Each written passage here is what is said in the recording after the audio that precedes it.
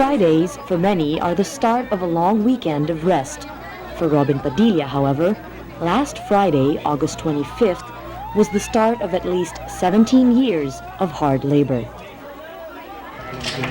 Hard labor for being found guilty of illegal possession of firearms. He has appealed the case in a lower court and was actually allowed bail. But the Court of Appeals revoked it and ordered his immediate arrest. It took some time before he was safely in his Bicutan jail. Still, Robin Padilla can't seem to grasp the finality of his plight. Parang ang hirap paniwalaan. Siguro, ito man pagsubok lang to. Many thought it would never happen. Local cinema's golden bad boy behind bars. But for the past week, these walls have been home to Robin Padilla. Still others wonder if this is a case of justice finally being served or denied. Ewan ko ba kung bakit siya nakulong. Hindi naman talaga siya bad boy, di ba? Ang dami niya nga natutulungan eh. Hindi lang nakikita ng mga, ano yun eh, nanginginig ako. Hindi lang nakikita ng mga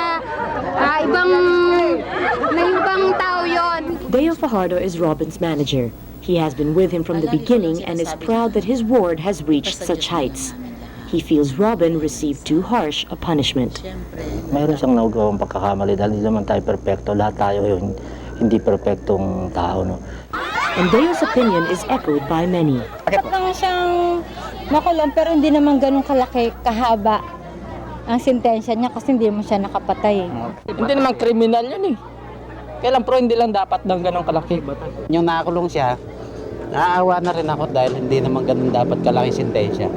But some people disagree. I think it's absurd that some people still think that he deserves a break.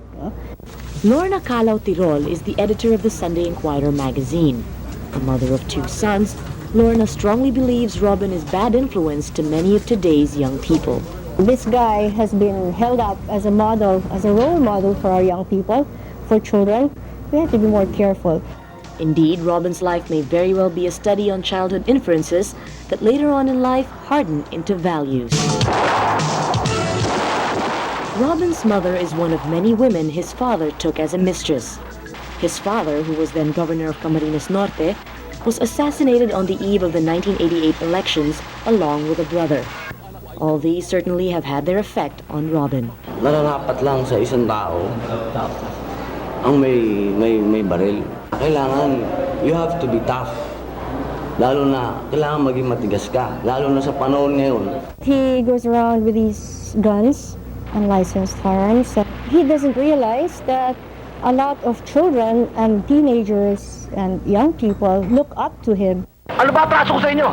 But his dad's lessons were not lost on Robin, who was not only tough, but extremely charming as well.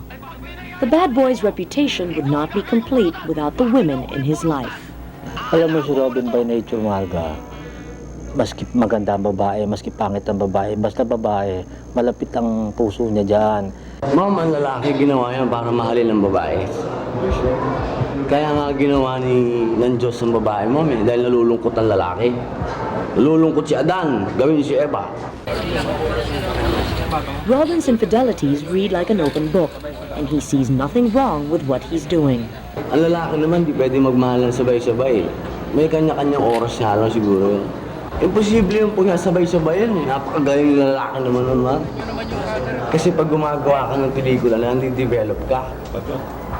So naiintindihan naman ni Lisel yun eh. Kasi minsan kasi masyado akong gentleman, ma'am eh. So madali akong ma-inlove. So alam ni Lisel yun. Siguro nasa sistema ko na.